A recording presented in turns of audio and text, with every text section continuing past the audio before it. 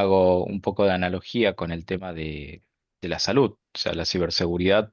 Merecemos estar formándonos día tras día y siempre salen cosas nuevas, siempre salen metodologías nuevas de trabajo, nuevas reglas, nuevas normativas, ¿no? Nada, nuevos tratamientos. Entonces, creo que para mí es una gran analogía con la medicina. Así que nada, bueno, a partir de esto vamos a reforzar para aquellos que pudieron escuchar el año pasado, estuvimos por primera vez hablando de ciberinteligencia en el sistema de salud. Entonces, hoy vamos a reforzar un poco todo eso y hablar de qué está pasando actualmente. La ciberinteligencia en particular es algo muy, muy dinámico. Realmente las amenazas crecen a porcentajes increíbles en cantidades que hasta son difíciles de abordar. Pero bueno, antes de comenzar me voy a presentar para que me conozcan ahí el público. Actualmente yo me desempeño como especialista en Cyber Fraud Intelligence en el Banco Galicia, eso todo lo que tiene que ver con inteligencia de ciberamenazas. Ahora les voy a contar un poquito también las experiencias en números, porque realmente gestionar organizaciones tan grandes demanda mucho tiempo, mucho trabajo. Estoy como director en dos ONGs, tengo mi propia empresa. Desarrollé Foresight para abordar todo lo que tiene que ver con ciberinteligencia y amenazas en el ámbito de la ciberseguridad. Me desempeño como consultor en distintas organizaciones, incluso en el ámbito de ciberdefensa actualmente, para todo lo que es el ámbito militar. Bueno, fui ganador del premio de inclusión a la ciberseguridad en el 2023 y me desempeñé a lo largo de los años tanto en ámbitos de público como privado. Así que siempre cuando brindo las charlas, mi proyección es transmitirle la experiencia, más que un conocimiento técnico. Y que obviamente esto se pueda discutir y que podamos intercambiar preguntas. Ahí cualquier pregunta que me quieran hacer, no duden en preguntar porque realmente me nutro de eso. Para conocer y actualizarnos sobre los temas de ciberinteligencia, ¿qué vamos a ver hoy? Vamos a conocer un poquito del panorama de amenazas en el sector de salud durante 2024 y lo que está pasando hoy en 2025. Vamos a hablar de algunos ejemplos y casos de estudio. Vamos a ver qué es esta disciplina de la ciberinteligencia para que sigamos conociendo un poco más en qué se desempeña. Vamos a hablar cómo esto colabora o asiste en el sistema de protección de la salud. Vamos a ver lo que son los monitoreos de amenazas, cuáles son sus pilares y cómo se trabaja, como para decir, bueno, si tenemos que armar el día de mañana un área de ciberinteligencia. Hablar sobre los qué miramos nosotros de nuestra mirada de analistas sobre el perfilamiento de actores. Y bueno, la colaboración, a ver algunas amenazas emergentes por un momento nos vamos a desviar un poquito sobre amenazas que abordan a cada uno de ustedes en el día a día. Y esto tiene una razón de ser para que después crucemos toda esta información y ver que todo está relacionado. Entonces arranquemos hablando de nuestro panorama de amenazas en la industria de la salud. El año pasado yo planteé lo que son las 7 principales amenazas que saca ENISA o la Entidad Europea de Ciberseguridad a nivel global. Este año, ya con mejores estadísticas, con el mundo avanzando cada vez más en el tema de inteligencia de amenazas y estudios de ciberseguridad sobre el sector de salud, me permite a mí tener cuáles son los 5 principales amenazas y actores, tanto del 2024 y cómo se está desarrollando en el 2025. Toda esta información, obviamente, de la fuente de HIPAA. Por ejemplo, en 2024, cuando se hizo el estudio anual de lo que había pasado en el sector de salud alrededor del mundo, teníamos que el ransomware, y esto coincidía con lo que habíamos hablado en esa charla en ese momento, el ransomware era el principal actor o ataque que podía tener esta industria. Le seguía el phishing dirigido a sobre todo los empleados de entidades de salud como para poder acceder a las redes o acceder a información sensible.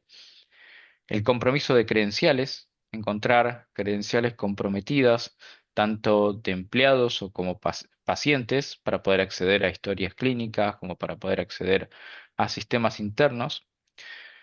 Todo lo que tiene que ver con credenciales de terceras partes. Una de las cosas que se había mencionado en esos momentos era la importancia de las terceras partes, ya que usualmente la industria de la salud, farmacéuticas, laboratorio y demás, tienen muchos proveedores.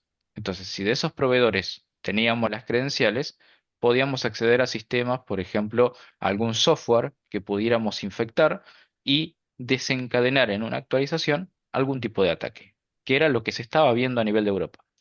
Y por último, todo lo que era la brecha de datos a nivel grande, a nivel general, que podía exponer información de, de alguna organización, por ejemplo, cuando atacaba un ransomware, ¿qué es lo que hace? Se lleva esa información y después la expone si no se negocia y no se paga ese dinero. Ahora, ¿cómo evolucionó estas amenazas en 2025? Los estudios empezaron a ser más específicos, empezaron a tomar mucha más consideración en cada dato que se incorporaba en este tipo de investigaciones, y ya hablamos de ransomware deployado. ¿Qué quiere decir esto? Hasta el año pasado hablábamos de las víctimas de ransomware, o sea, teníamos un caso que un hospital recibió un ataque de ransomware y quizás no llegó a mayores, porque a nivel de respuestas de incidentes se actuó, se logró disipar esa amenaza, contener y disipar, pero estaba el número de recibió el ataque. Entonces ahí era una víctima de ransomware, independientemente de si había tenido un éxito final o no, o se había provocado una exfiltración de información. Para 2025, el estudio ya se basa en lo que son los ataques que lograron su cometido y que se deployó ransomware dentro de la organización. Entonces, ya teniendo esa métrica más específica, vemos que aún así sigue siendo el que más impacto tiene sobre esta industria. Ahora, vemos que también hay una evolución de lo que en el 2024 era la parte de Zero Party Credentials. Avanzamos ya a las brechas de terceras partes.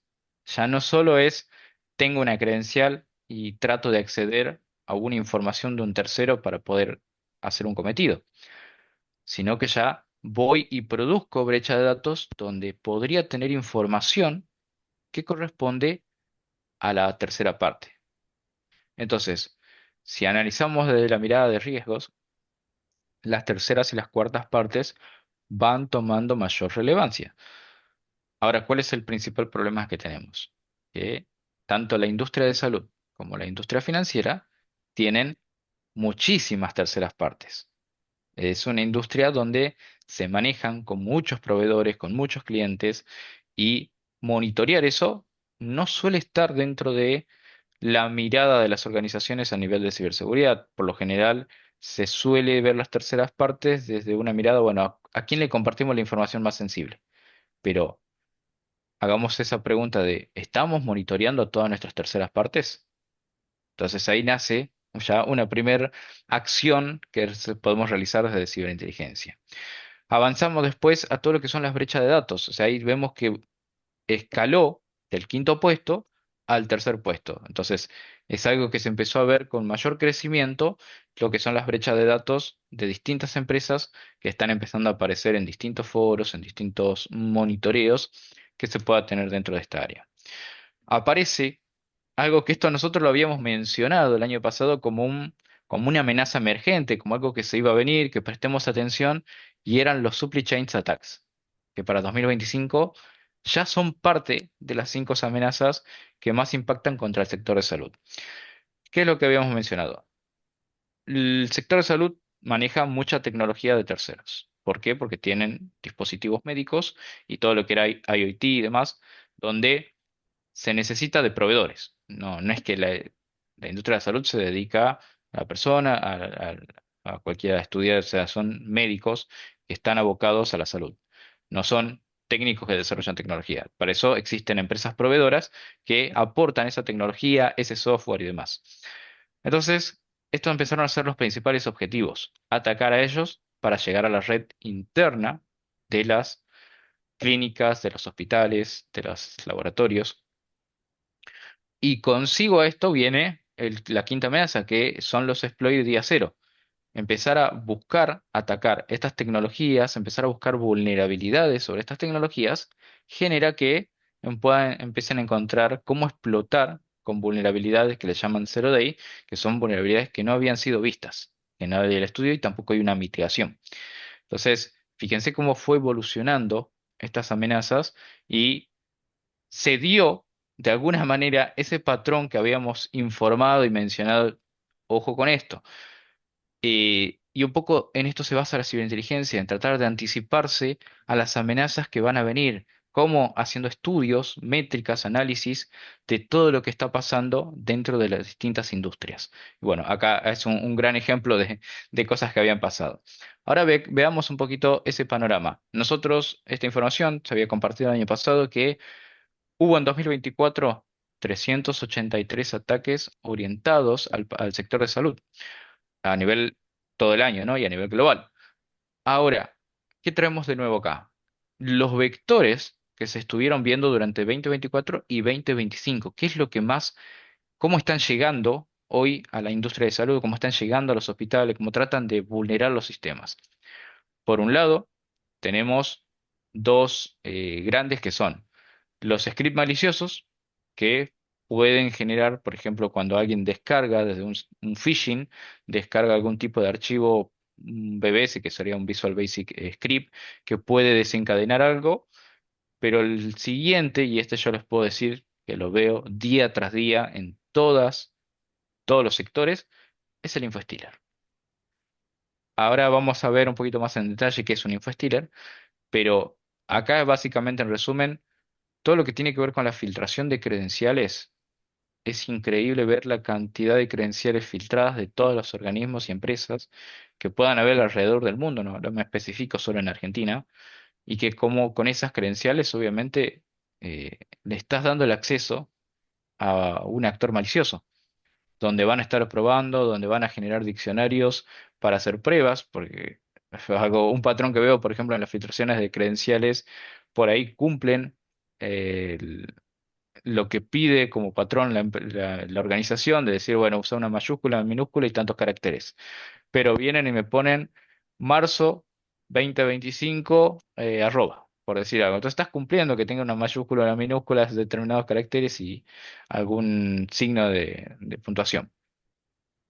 Y después decís, bueno, actualizame la contraseña y pasan a junio 2025. Entonces ese patrón lo van tomando los actores y después empiezan a crear diccionarios y a probar contra esa víctima, diciendo, bueno, si ya sé cómo cambia su patrón de contraseñas, y bueno, voy a empezar a probar hasta que alguna le va a pegar. Y después, obviamente, está atrás de que los sistemas de seguridad tengan renovación de token, que tengan el tema de cada determinada cantidad de contraseñas probadas, que se realice un bloqueo. Eso ya viene asociado a la organización en particular. Después, bueno, tenemos RATs, que tiene que ver con conexiones remotas que puedan realizar contra dispositivos. Ahora vamos a ver que también es parte de la evolución, ¿no? Porque, por ejemplo, lo que es RMM Abuse tiene que ver con el uso de plataformas, porque en los sistemas de salud, estos software o estas tecnologías que están usando suelen tener habilitados puertos de conexión remota para poder hacer lo que son soportes, para poder trabajar con esos proveedores. Y se está buscando explotar y ese tipo de vulnerabilidades. ¿Y cómo lo hacen? Utilizando RATs para poder realizar esa conexión y mantenerse viendo el escritorio remoto de cualquiera de los empleados de estas organizaciones. Tenemos el ransomware que sigue en un alto porcentaje, bueno, todo lo que tiene que ver con malware, herramientas de prueba de hacking, movimientos laterales, que es el menor dentro de todo este ecosistema, y otros que no han sido definidos. Ahora, esta recuperación cuando tenemos un ciberataque dentro del panorama de salud cuesta alrededor de 9,77 millones de dólares cuando solo ocurren pequeños días. O sea, no es que estamos hablando de que estuvo parado un mes. Lamentablemente, toda la información que maneja el sistema de salud en cuanto a las personas, a los pacientes, es muy sensible. Entonces, cada minuto cuenta. Por eso, hoy vemos que si analizamos de la mirada a quién le están pegando más, primero está el sistema de salud. O sea, primero es todo el sector healthcare que le llaman, que nuclea todo lo que es laboratorio, farmacias y hospitales y clínicas. es el más afectado en temas de ciberataques alrededor del mundo.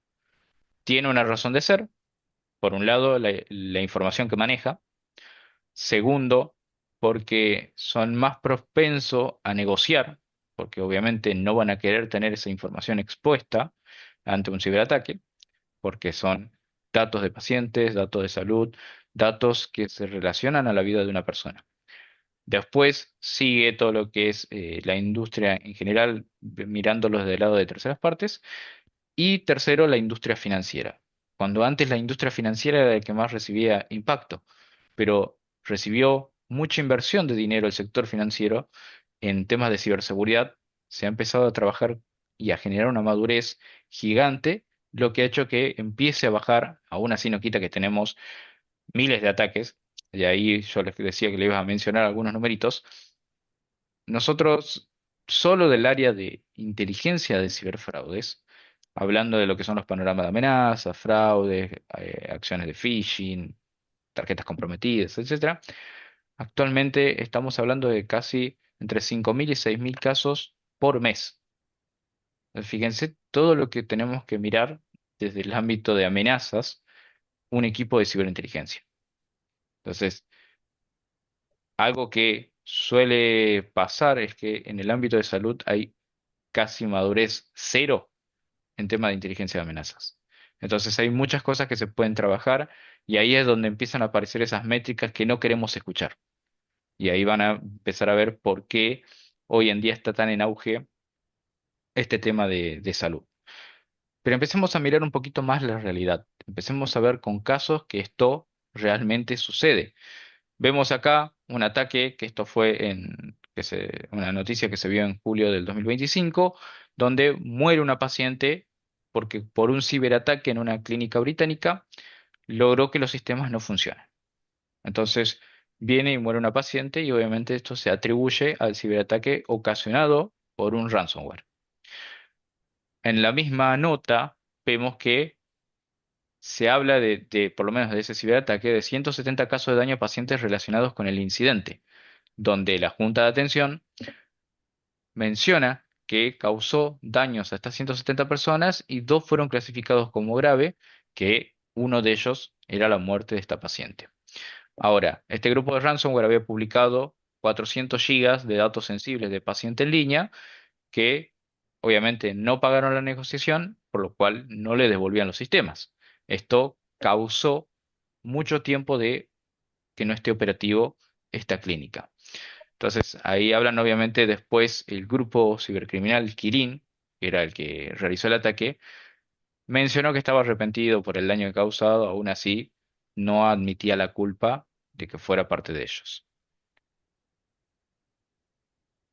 Vamos a otros ejemplos más generales e históricos. Este que yo les mencioné es una mirada real de que está pasando hoy, de que no es un mito y que realmente puede afectar vidas humanas. O sea, no es simplemente decir, ah, me quedé sin sistema. Empiezan a desencadenar a nivel de riesgos, empieza a desencadenar un montón de cosas atrás que causa un daño permanente sobre la vida humana. Acá tenemos otros ejemplos históricos donde, por ejemplo, cuando hubo un ciberataque también en Londres y se terminó cancelando las operaciones por mucho tiempo. Después, en Estados Unidos, que es actualmente dentro de los más conocidos y más grandes ciberataques que hubo al sistema de salud, fue un ataque al sistema de salud en general de Estados Unidos que causó desvíos en ambulancias, bloqueo de acceso a los expedientes, todo empezaron, tuvieron que hacerlo a mano, no tenían problemas de comunicaciones. Entonces, si leen un poquito esto, vemos que esto incluye 140 hospitales en 19 estados. Imaginen la cantidad de personas que no recibieron atención médica y lo que pudo haber causado cuanto más demora en tiempo a nivel de vida humana. Independientemente de todo lo que hay atrás a nivel de sistemas, a nivel de documentación, a nivel de medicamentos, a nivel de procedimientos. Bueno, esto causó miles de millones de pérdidas a nivel de dinero, si lo queremos ver por esa mirada, pero estamos hablando de otro tipo de riesgos que es la salud. Y esto también tiene que ser relevante a la hora de analizar por qué necesitamos de esa ciberinteligencia. Veamos otros casos conocidos. Por ejemplo, esto, este mismo ciberataque causó 13,4 millones en pérdida por brecha de datos. Yo venía mencionando que la brecha de datos, el ransomware, son lo que más se ve. Y acá tenemos ejemplos concretos y reales de que esto afecta, causa mucha pérdida de distintos vectores y por cuál tenemos esas necesidades.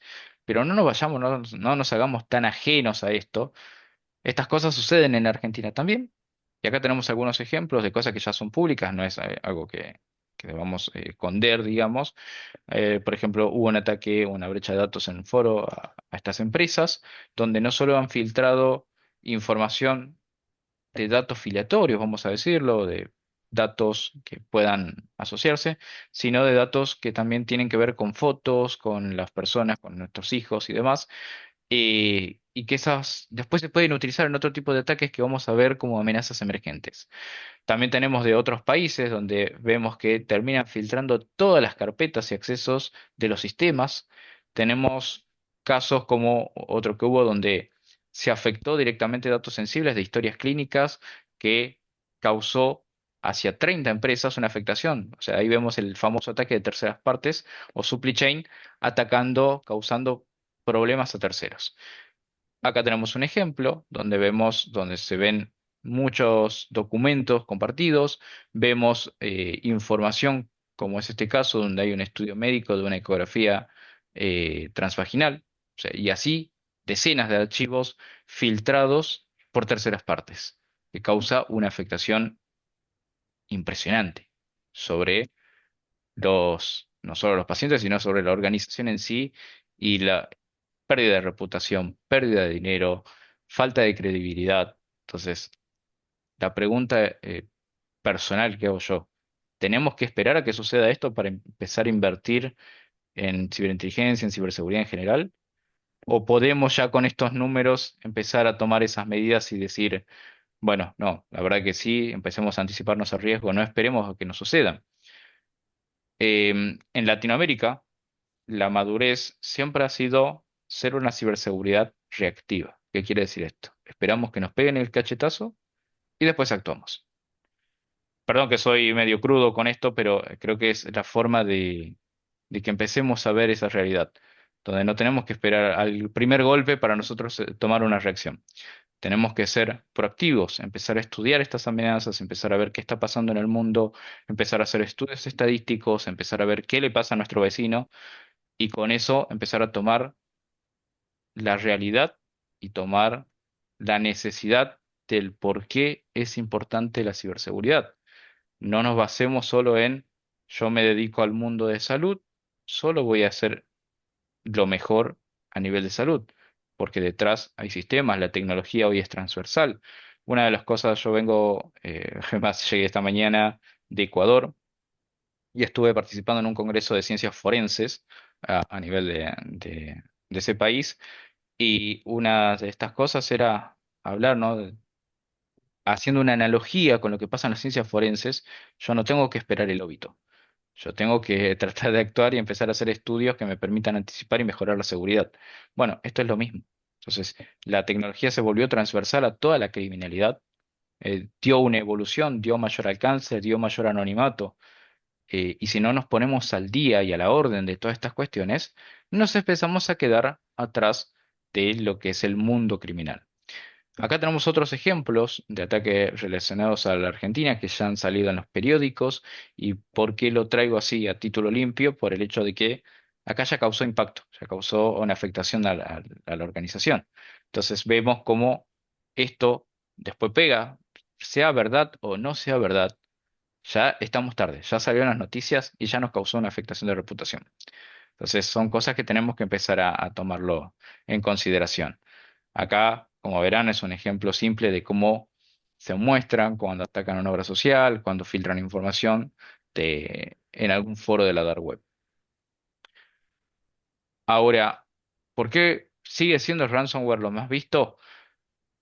Porque cuando nosotros ciframos los archivos, detenemos operaciones, cortamos acceso a los datos médicos, no se puede acceder a información crítica de pacientes, tenemos el famoso problema de doble presión, donde los ISOs y encargados de la seguridad tienen que empezar a pensar si pago el rescate y evito que pase mayor tiempo o me arriesgo y arriesgo literalmente mi carrera por todo lo que puede llegar a pasar por faltas de inversiones en seguridad, que no siempre solo está asociado al responsable de seguridad, sino que está asociado a todo el comité ejecutivo de una organización.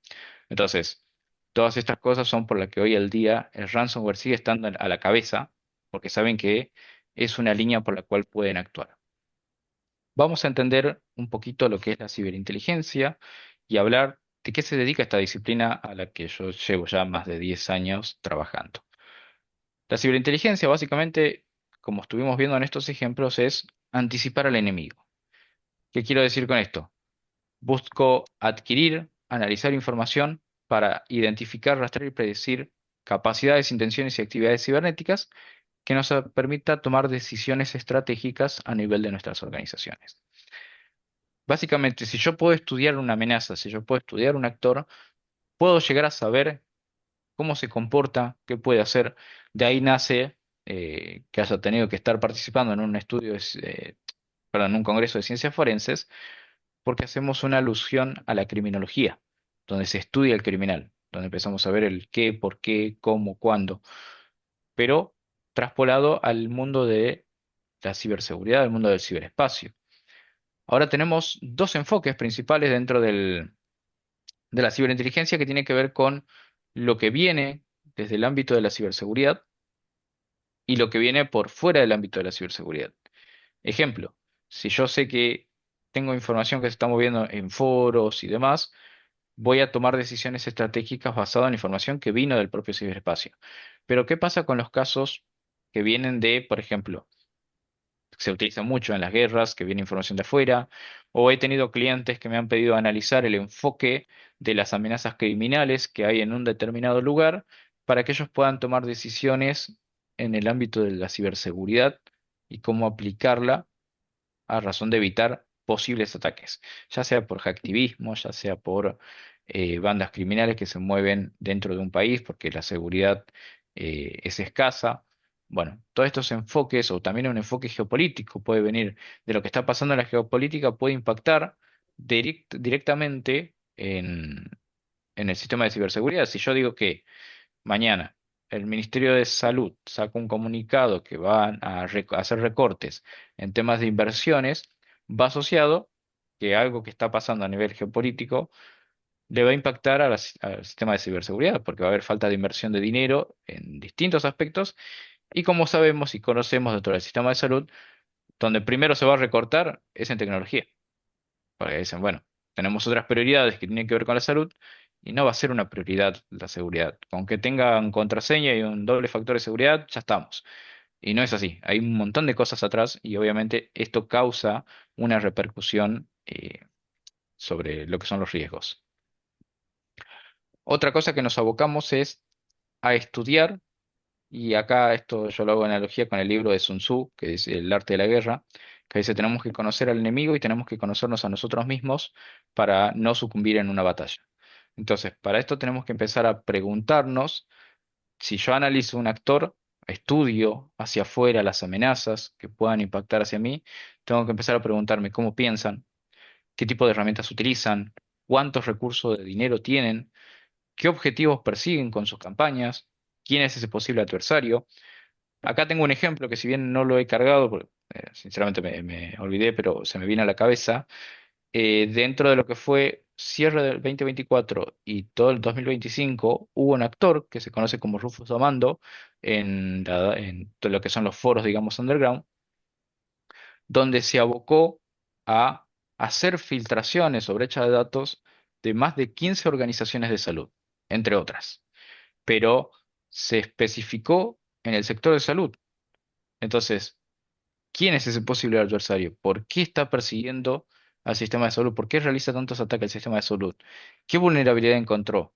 ¿Por dónde está yendo su vector de ataque? ¿Qué vemos en común con las filtraciones que está teniendo de cada una de esas organizaciones de salud que está atacando.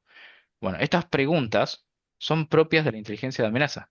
Empezar a pensar fuera de la caja. Usualmente en ciberseguridad somos muy técnicos y no nos solemos hacer estas preguntas. Entonces, una de las cosas que yo menciono en las charlas es necesitamos más analistas. Técnicos ya se están formando, están creciendo con la tecnología y demás, pero estamos perdiendo la capacidad de análisis. Entonces, no estoy teniendo gente que piense fuera de la caja, que pueda tener una mejor perspectiva y decir, che, ¿por qué está pasando esto? Bueno, esto de ahí nacen estas preguntas, ¿no? Después, bueno, conocernos a nosotros mismos. O sea, si yo conozco al enemigo, pero no me conozco a mí mismo, ¿cómo voy a realizar una defensa adecuada para ser estratégico contra estos criminales? Entonces, tengo que empezar a preguntarme cuál es la misión de mi organización, qué actores de amenaza están interesados en mi industria, cuáles son los conocidos por atacar mis operaciones. Aprendimos de viejos ataques, hicimos un estudio para saber un poco más sobre esa amenaza si atacaron, si pueden atacarnos a nosotros y llegar a otro servicio, o al revés, si pueden atacar un servicio, que es una tercera parte, y llegar a nosotros, qué activo necesito proteger, tengo que hacer un estudio de todos los activos de mi organización, qué tipo de vulnerabilidades debo tener en cuenta, justamente, si yo estudio este actor, veo que uno de los patrones es un ataque a las bases de datos de SQL, y ya tengo una vulnerabilidad que le tengo que prestar atención, porque lo vi que le pasó a otras organizaciones. Digo, che, vamos a ver nosotros también si estamos bien o no. Bueno, todo esto hace a la anticipación y a la proactividad. No estoy esperando a que me suceda a mí. Necesito empezar a hacerme esta pregunta. Ahora, ¿cómo puedo tener la investigación de amenazas en mi organización?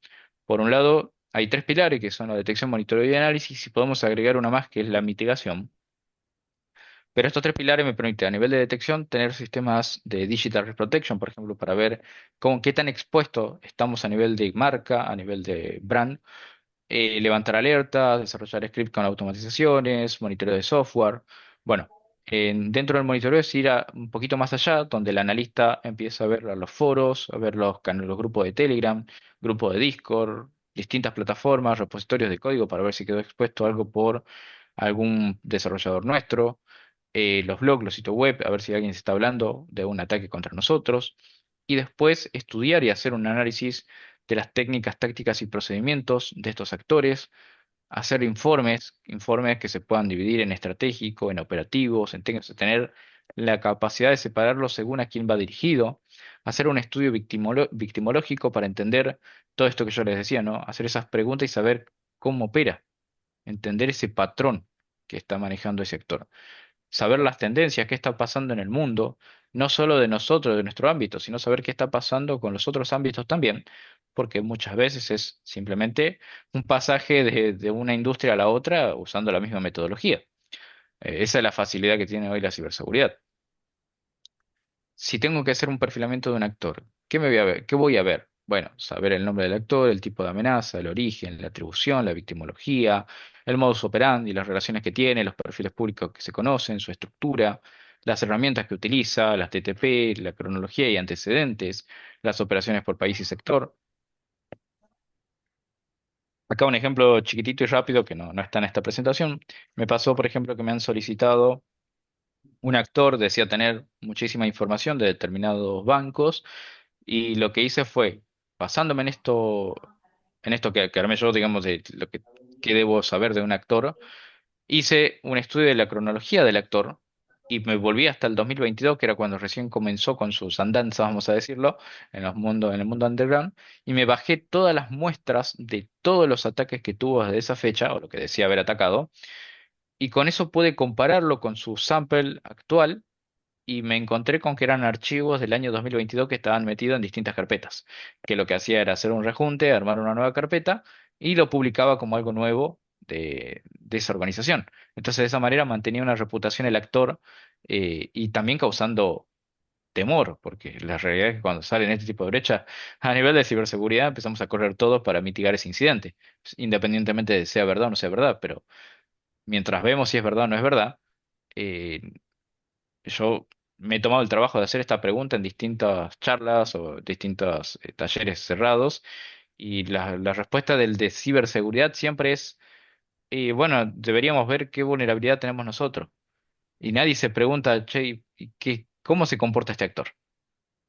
Entonces, si hubiésemos, que yo fui por el lado de cómo se comportaba este actor y qué hacía, en un día puedes resolver de que todo era una información republicada, con ejemplos, con muestra y con evidencia de que era así. Mientras que si me voy hacia atrás a ver todos mis sistemas, si soy una empresa gigante, ¿cómo voy a determinar qué vulnerabilidad pudieron haber explotado? Y hacer hipótesis poco creíbles, decir, bueno, seguramente fueron por acá. Entonces, esas cosas son las que tenemos que empezar a cambiar la mirada. Ahora, ¿cómo podemos colaborar entre equipos de ciberinteligencia y equipos de cyber en general? Bueno, es tener pasar esto, ¿no? De reactivo a proactivo. ¿Cómo lo hacemos? Usualmente las organizaciones pueden tener un SOC o un NOC, el equipo de respuestas a incidentes o CECIR. En pocos casos tienen un analista forense, pero vamos a poner hipotéticamente que esté. Existe una comunicación entre ellos, que es cuando tenemos un evento, una alerta, si es de mayor gravedad, se escala al CECIR, y estos son los que se encargan de analizar y que esto puede pasar después a lecciones aprendidas con un analista forense. Ahora, si nosotros metemos la ciberinteligencia en el medio, yo voy a estar retroalimentando acá a todos estos equipos con distintos patrones, voy a saber cuáles son las nuevas tendencias, qué está pasando en el mercado, cómo se están comportando, cuáles son las vulnerabilidades que están habiendo, si están explotando un 0 day o no están explotando un 0 days, para saber si tenemos ese producto o no. Bueno, todo esto que pueda ser parte del CTI es lo que necesita retroalimentar de forma constante los distintos equipos. Y así generamos una estrategia proactiva de prevención de amenazas.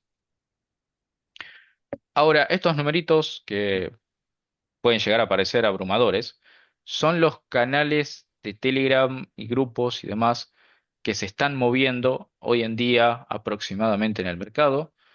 Por ejemplo, en nuestra empresa monitoreamos gran parte de estos números que se ven acá, no todos obviamente, pero para que tengan una idea, hoy en día se mueven alrededor de 500.000 canales y grupos que filtran información, que exponen a vulnerabilidades, que están constantemente tratando de atacar a las distintas empresas y aprovechar lo que se pueda, porque quizás no están atacando al sistema de salud. Yo le voy a poner un ejemplo que sí pasó.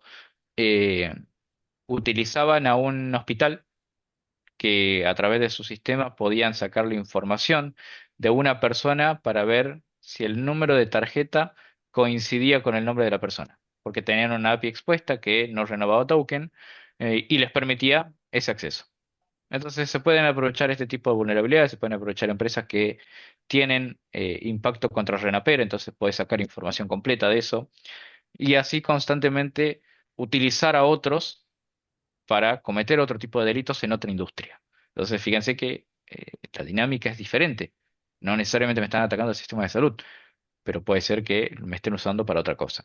Y así vemos como hay más de 700 marketplaces, más de 800 foros, hoy en día hay más de 230 sitios de ransomware y tenemos distintas plataformas, no solo Telegram, Discord, Rocket Chat, LMNX, no Sessions, Mastodon, en todas se mueve la criminalidad y necesitamos un monitoreo. Imaginen la cantidad de datos que se mueven atrás, ¿no? Esto es abismal. Después en Telegram podemos encontrar cosas así, filtraciones o samples con archivos que nos permiten sacar data de las distintas entidades de salud alrededor del mundo, buscar información de ellos. Hoy en día se mueven más de 70.000 grupos solo para el ámbito de salud. Entonces, no es un mito. Como les digo, esto es una realidad, esto está pasando y pocos le dan atención. Vamos a lo que es la cadena de suministro, supply chain. Ahí como para que conozcan muy rápido estadísticas, fíjense cómo ha ido creciendo a lo largo de los años los distintos ataques relacionados a brecha de datos que pueden estar relacionados con terceros y que afectan al sector de salud. Entonces, en 2025 ya estábamos casi en 700 y todavía no terminó el año. Así que fíjense que se va manteniendo este patrón y no difícilmente baja. Después vemos la actividad de ransomware, cómo han traqueado. Estos son reportes de IPA, no es algo que estoy simplemente tirando yo. Fíjense que yo les mencioné Kilin en este ataque a la clínica que murió una persona. Bueno, tenemos 23, Lookbee que fue uno de los mayores que afectó al sistema de salud, In Ransomware. Estos nombres también nos tienen que permitir a nosotros estudiar esos actores, esos grupos y saber cómo operan, cuáles son sus indicadores, cuáles son sus TTPs para poder tomar acciones y medidas del lado de ciberseguridad. Acá algunos ejemplos para que se lleven de muestra nada más de la cantidad de pacientes afectados por distintos ataques a terceras partes. Entonces, vemos que los números no son dos personas, son millones. Entonces, y ya vimos que a nivel de patrón de amenazas 2025, esto va en crecimiento. Ya está en tercer lugar. Entonces, ¿hay que prestar atención? Sí, ya, ya dejó de estar al fondo de la lista. ¿Cuáles son los impactos? Robo, filtración de datos, interrupción de servicios relacionados con la actividad médica o no, daño reputacional, seguridad del paciente, afectación legal y reputacional, entre otros. Vamos a las amenazas y tendencias, así ya vamos dejando cierre y espacio para poder ver otras cosas y hacer las preguntas. Yo les mencioné los infostealers. Los infostealers son básicamente un malware que infecta las computadoras y se va a buscar el los logs que uno guarda en los navegadores. ¿Qué sucede en la mayoría? Cuando iniciamos sesión, ¿qué ponemos? Guardar en el navegador, porque no queremos recordar esa contraseña. Bueno, este malware se basa en sacar esta información y distribuirla en canales de Telegram y se ve así. Todas sus credenciales en distintas plataformas con su usuario, la URL donde accedieron y la contraseña. Entonces, de acá se filtran cosas personales y cosas de corporativas. Y con esto empiezan a probar. Y después ahí es donde ustedes se preguntan cuando de golpe tengo mucha gente que me escribe y me dice, che, me afectaron el Instagram y al ratito ya no tengo acceso a mi correo electrónico. Y es sencillamente por esto, porque guardan todo ahí y empiezan a probar y después generan un diccionario y van atacando. Bueno, hoy esto es el mayor problema a nivel de organizaciones en todo el mundo. Es un dolor de cabeza realmente porque la gente no aprende, no sabe que tiene que limpiar la computadora, se infectan porque quisieron bajar cosas craqueadas, juegos sin licencia, el Office sin licencia, y esto le permite a los actores llevarse las credenciales de forma constante y tratar de vulnerar sistemas. Yo les mencioné que le podemos pegar a la SAPI para sacar cosas. Fíjense cómo puedo sacar información de toda su vida personal con tan solo un comando que diga start en un bot de Telegram. Simplemente pongo barra DNI y me llevo toda esta información, su foto y sus cosas, sencillamente en tan solo un segundo. Todo esto ya está creado por grupos criminales a partir de brechas pasadas, a partir de accesos por API a distintos sistemas. Se venden phishing kits para, básicamente, yo ya no tengo que ser técnico, no tengo que ser un especialista en desarrollar phishing. Simplemente me descargo un phishing kit, lo edito un poco con ChatGPT y ya tengo un phishing para afectar a cualquiera de sus organizaciones. Entonces, eh, nada, tan sencillo como esto, lo puede hacer cualquiera. Obviamente acá no tengo el tiempo de hacer una demo de un scam, pero es literalmente dos clics, una línea de comando y ya tengo levantado un sitio web para poder hacer cualquiera de este tipo de ataques. Tenemos cosas como ediciones. Hoy se está vendiendo ediciones y acá les cuento un caso ejemplo que tenemos que ya se están acercando a las entidades financieras con DNIs físicos falsos editados a tratar de levantar préstamos, a tratar de abrir cuentas para usarlas como mula. Entonces, fíjense que ya está pasando, ya no es solo, no me quedo en lo digital como era antes. Ahora están intentando ir al ámbito físico. ¿Qué pasa si quiero ir a una farmacia? ¿Qué pasa si quiero ir a una obra social? Entonces, hay que empezar a prestar atención a este tipo de cosas que suceden. Fíjense cómo se venden los PSD o archivos de Photoshop para hacer ediciones de cualquier cosa, de tarjeta, de licencias, de DNI, de cualquier documentación. Es tan sencillamente como bajarse y descargar y editar. Se mueve todo esto. Acá un ejemplo de 300 plantillas que se están moviendo y que te las podés descargar al bolsillo del usuario. Y tengo de todas las entidades financieras, por ejemplo, de Argentina. Otras cosas que están pasando, así de mucha, a nivel de anuncios falsos, van a ver que hay muchos anuncios mostrándose de distintas empresas, organismos y demás, donde buscan llevarlos a WhatsApp. Ya no te llevan al sitio de phishing. Ahora van a conversar con vos para hacerte una estafa guiada o para tratar de que le compartas pantalla o que te instales alguna aplicación. Bueno, esto le está pasando a todas las organizaciones. Ahora, vamos a una tendencia más emergente, el uso de IA en la ciberdelincuencia. ¿Qué se está viendo? Plataformas para realizar deepfake que se venden. Recuerden las fotitos que yo les mostré. Le hablé de las fotos que se filtran en las brechas, en los ataques, que pueden servir para estas cosas. Las fotos que podemos sacar a través de un API de Renaper, la podemos usar para estas cosas y se venden como servicio. Puedo hacer generación de voces de quien yo quiera, tan solo, por ejemplo, una de las cosas que hice en mi charla en esto de los forenses ahí en Ecuador, fue crear un video de Lionel Messi, como que me estaba saludando el capitán, diciendo, bueno, felicidades a Brian, qué sé yo, y literalmente eso me llevó una hora, y tiene que estar asociado con el poder de cómputo de mi PC, no está asociado con la dificultad que me pueda llevar esto. Y es tan sencillo hoy en día como entrar a un par de sitios web y lo hago. Bueno, tratan de bypassear sistemas de biometría a partir de la foto, genero lo que se llama el liveness activo, pasivo, mixto. Todo esto detrás hay un estudio, una explicación, obviamente, que obvio, no tengo el tiempo, pero quiero que se lleven qué está pasando con el uso de IA. Centros de llamadas fraudulentos asistidos por IA, donde tenemos un call center de bots de IA que nos hablan y que nos dan respuesta por teléfono y se va cargando toda la información de lo que está necesitando. Correos y spam impulsados por inteligencia artificial, donde ya corrigen la gramática, corrigen la sintaxis, donde se verifican el idioma, donde tratan de hacerse ameno a la organización, a la empresa. O sea, ya no hay una intervención humana. Esto es tan sencillo como poner un prompt y generarlo. Herramientas criminales mejoradas con inteligencia artificial, validadores faciales como servicio, o sea que siempre están constantemente probando este tipo de cosas. Deepfake, bueno, acá me olvidé de compartir el audio, pero para que sepan, acá es un audio de Adorni vendiendo una plataforma de inversiones para que la gente invierta.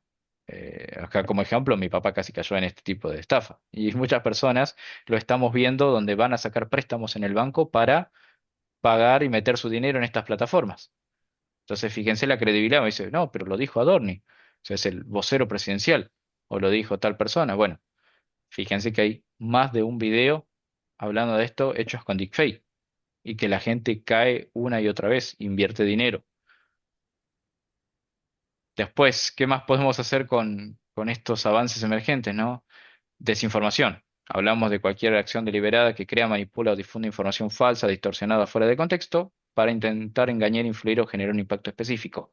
Dentro de esto están las fake news, que es una de las formas comunes de desinformación, con un formato específico. Nuevamente, no compartí el audio, pero acá tenemos, por ejemplo, un video hecho con IA, donde hablan de protestas en Buenos Aires, donde se ve a la gente protestando. Obviamente hay errores como en los textos, pero esta misma periodista, de golpe tenemos con protestas en Ecuador. Entonces, esto empiezan a hacer noticias. Esta misma aparece en Lima, en Perú. Entonces, fíjense la facilidad con la que lo hacen y la realidad con la que se ve todo. Y esto va a ir creciendo. Hoy en día estamos medio en beta todavía con la IA, pero va mejorando. Aquellos que han visto videos de VO3 pueden notarlo. Y acá tengo un ejemplo. Esto causó mucha revolución en las redes. El famoso canguro terapéutico que no lo dejaban subir al avión. La gente enojada en las redes sociales porque cómo no van a dejar subir un animal terapéutico al avión. Bueno, causó furor y después salió de que todo esto era creado con inteligencia artificial. Y la gente se sorprendía porque dicen, "No, pero no hay errores, no hay... Usualmente antes detectábamos esos patrones de errores en las microexpresiones y hoy en día no lo están. Entonces eso es la complicación. Y acá un mensaje, ¿no?, que les quiero dejar. Proteger la salud también implica anticipar las amenazas que pueden detenerla. Realmente pasa de todo y si no nos logramos anticipar, no estamos protegiendo ese sistema de salud y tampoco a los pacientes. Básicamente, hoy, ¿cómo es la situación de la ciberinteligencia en salud? Es esta. Estamos tranquilos, pero estamos bien, decimos entre comillas, pero todo está prendido fuego alrededor.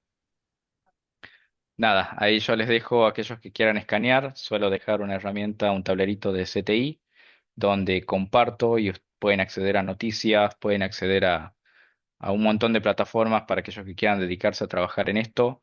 Tienen informes de distintas amenazas a nivel de ciberseguridad. Nada, esto queda ahí como para que ustedes puedan descargar, acceder.